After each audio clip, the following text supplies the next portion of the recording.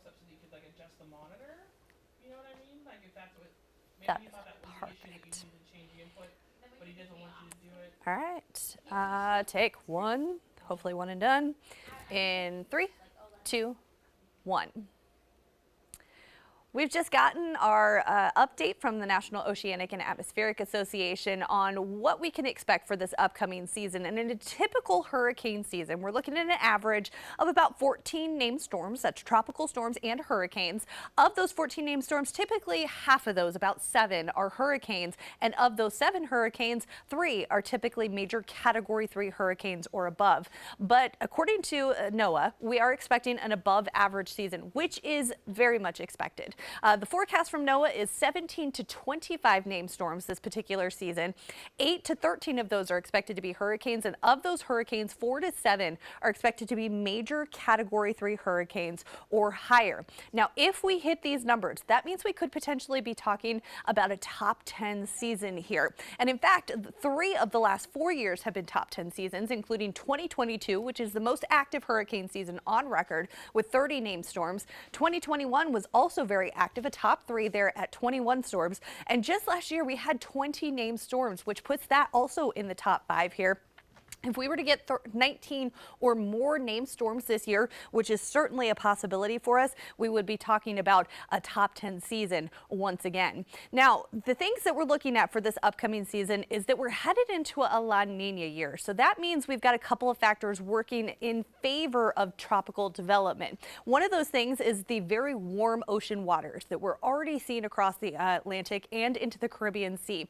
That helps to fuel these storms. So when we get that moisture influx and those waves kind of pushing in together, that helps to really build in those tropical systems. The other thing that we've got in abundance this year is going to be the wind field. That lower wind shield allows for tropical storms to develop and then continue to thrive in those low shear environments. So that's one of the big factors we're looking at this particular year. We just came off a record El Nino winter, but now we're headed into a La Nina summer. And with that, that lower wind shear allows for those storms to develop and really thrive across the Atlantic Ocean. Again, the abundant ocean heat helps to fuel those storms, and an active African monsoon season is expected this year, which also can produce more tropical waves that then move into the Atlantic Ocean and head west, all of that leading to the possibility of a near record season.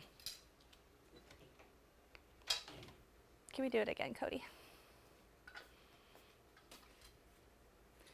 Do you want to split another one, or are you good? Yeah, I'll split another one. Or do you want a full one? What's that? Do you want a full one? Sure. Is that okay, Cody? Okay. Are you okay if I do that one more time, Carrie? Yeah. Okay. I'll be quick. I just kind of stumbled over a couple words. And I didn't stick out. All right. I'm ready. Are you ready? Are you ready, Cody? Okay, take 2 in 3, 2, 1. 3, 2, 1. Hurricane season starts June 1st, and we're already looking ahead to a very active 2024 coming off the heels of an active 2023. In an average hurricane season, we get 14 named storms, and of those, half of those, 7, are expected to be hurricanes. Of those 7 hurricanes in an average year, we typically see about 3 major hurricanes, which is a Category 3 or higher. But the National Oceanic and Atmospheric Association released their forecast for this upcoming year, and it features above average numbers, which is expected. 17 to 25 of those, we're forecasting 17 to 25 named storms this particular year, and of those, 8 to 13 are expected to be hurricanes. Of those hurricanes, 4 to 7 are expected to be major Category 3 higher hurricanes. Now, the last couple of years have been quite active. In fact, 2020 is the top spot holder when it comes to active hurricane seasons with 30 named storms. In 2021, 2021, we had 21 named storms, and in 2023, we had just last year 20 named storms. So 3 of the last 4 years have been in the top 5, and it's very possible this year, based off of this forecast, that we get to that 19 or greater in order for this particular season to top out in the top 10. We've got several factors in play that are going to lead to that more active season. We've got warm Atlantic and Caribbean waters. That is a big ingredient that fuels tropical development. So when we see that happen, those warm waters, they really start to fuel the development there. Plus, we're headed into a La Nina year, which allows for lower wind shear. That's a favorable environment for the development of tropical systems. So all of that is leading to the higher confidence for that potential for a very active hurricane season.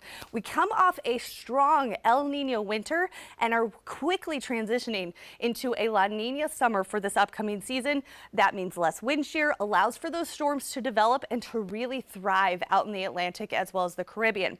We also have abundant ocean heat to work with to help fuel those storms, plus an active African monsoon season can produce more tropical waves that move west out into the Atlantic and build into those strong, long-lived storms. I'm First Alert meteorologist Chrissy Kohler.